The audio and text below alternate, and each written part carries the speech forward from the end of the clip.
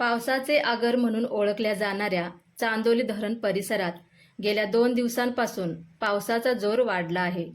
गेल्या 24 तासात 84 मिलीमीटर पावसाची नोंद झाली आहे.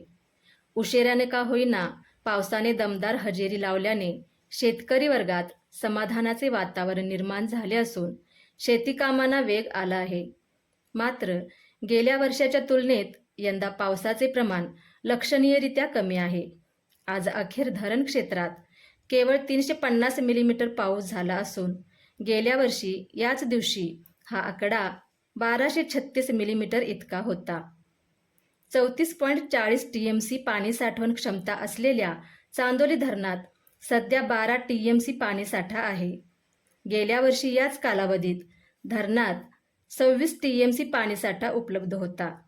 त्यामुळे अलीकडील पावसामुळे दिलासा मिळाला असला तरी पावसाची सातत्यपूर्ण गरज अद्याप कायम आहे.